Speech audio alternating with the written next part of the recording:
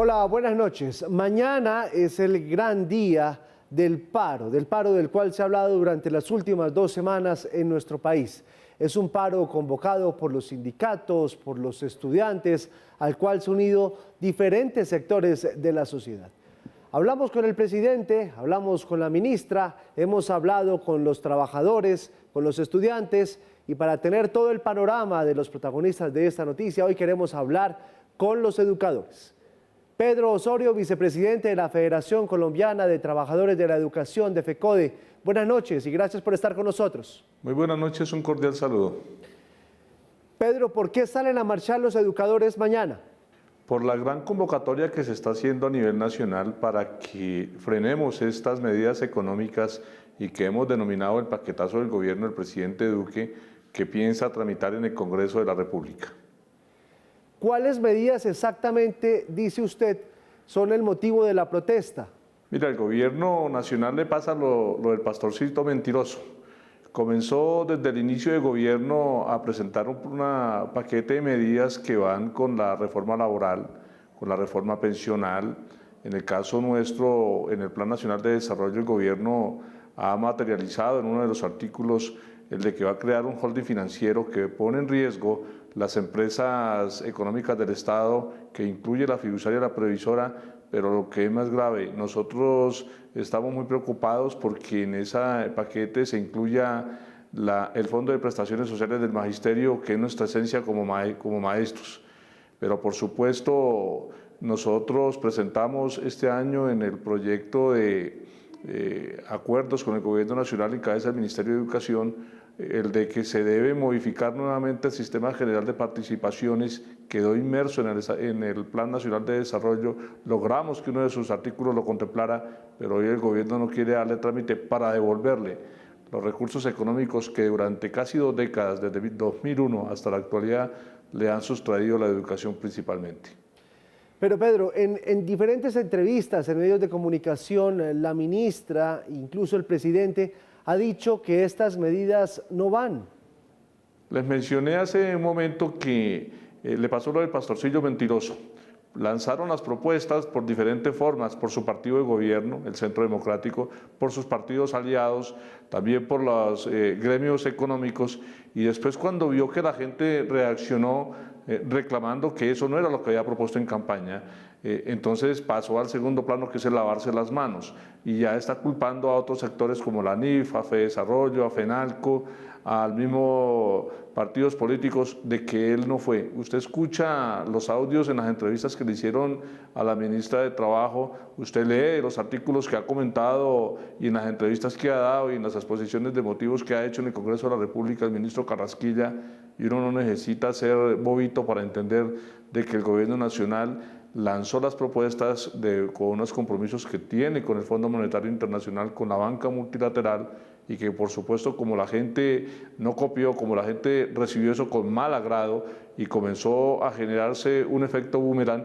entonces comenzó a desmentir cada una de sus propuestas, que son tan evidentes, que ya son tan incontrovertibles. Pero si ya el mismo gobierno dice que esas propuestas no van por la razón que sea, ¿tiene sentido salir a marchar mañana cuando se sabe que ya no van? Pero por supuesto, mire, lo de mañana comenzó con una invitación a movilizarse, a mostrar el descontento con el gobierno nacional.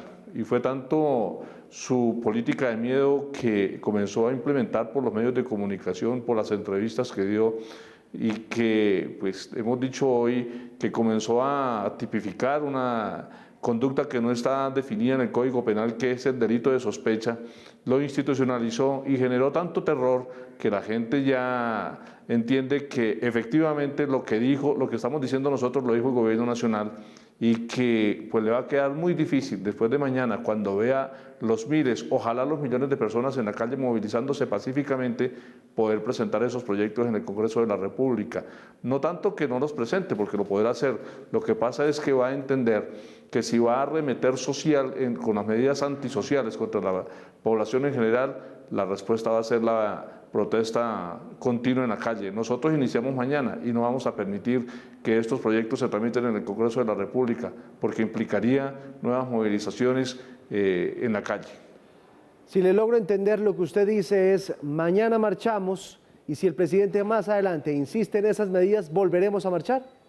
Indudablemente, con todo el respeto por el patrimonio público, por el patrimonio privado, de una vez denunciamos que no vamos a permitir que se infiltren en nuestras manifestaciones personas extrañas que intenten sabotear, que intenten dañar los bienes públicos y los bienes privados, pero que le estamos diciendo al gobierno nacional que si va a implementar esas medidas, que si no va a cumplir los acuerdos que firmó, en el caso con el magisterio, pues nosotros nos veremos abocados ineludiblemente a encontrarnos nuevamente en las calles manifestándonos el tiempo que sea necesario.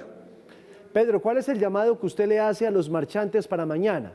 Al respeto, a la solidaridad, a que una cosa es salir a protestar pacíficamente con las apuestas culturales, con la contundencia que merece, pero otra cosa es dañar el patrimonio público y el patrimonio privado. Nosotros no somos delincuentes, nosotros no somos terroristas, nosotros salimos con la frente en alto. Lo único que nos aplicamos es bloqueador por los efectos del sol, pero el resto nosotros salimos a reclamarle al gobierno nacional de manera clara, de manera transparente, y no vamos a permitir que se enlode, que se dañe la manifestación pacífica de los estudiantes, de los padres de familia, de las comunidades indígenas, de los trabajadores del sector público, de los desempleados que están reclamando unas políticas serias de trabajo para que desborde lo que hemos nosotros propuesto en la movilización. Respeto, solidaridad, pero con mucha contundencia. Pedro, si aparecen los vándalos, ustedes como marchantes, ¿qué van a hacer?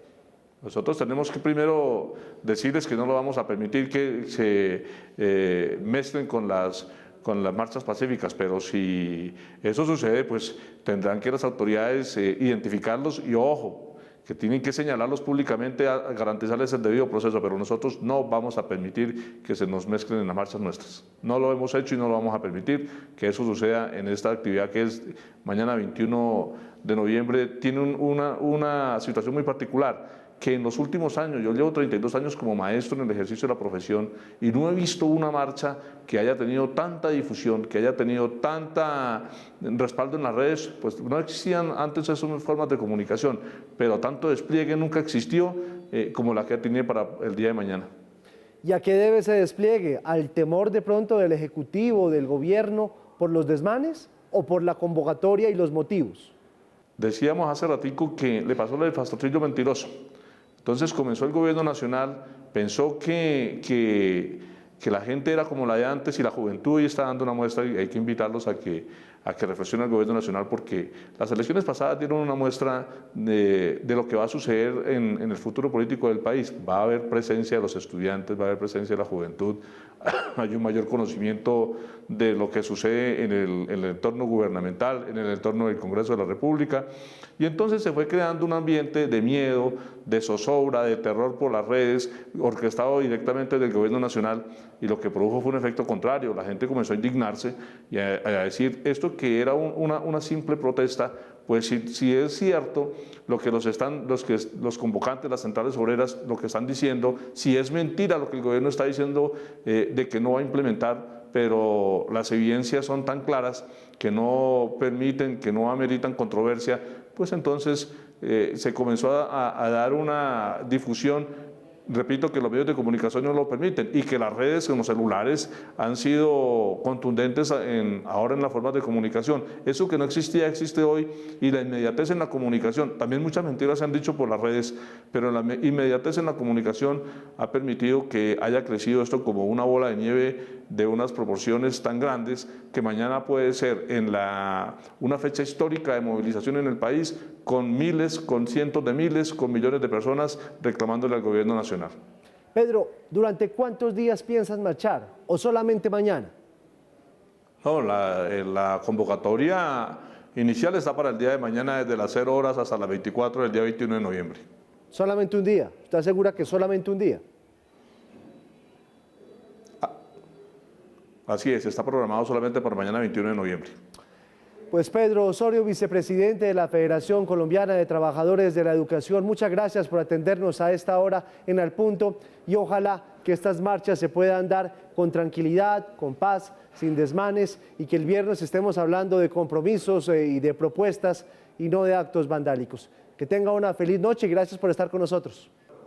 A ustedes muchas gracias. Bueno, ya lo saben, mañana viene el gran paro de la educación. Aquí en Redman Noticias vamos a estar haciendo un seguimiento completo de lo que esté pasando en ese día tan esperado por algunos, para otros que llega con tanto temor, y el gobierno con todas las previsiones que ha tomado al respecto. Ya vienen Paula y Mauricio con todas las noticias y Carlos Salas con los deportes. Antes, las imágenes internacionales del día hoy.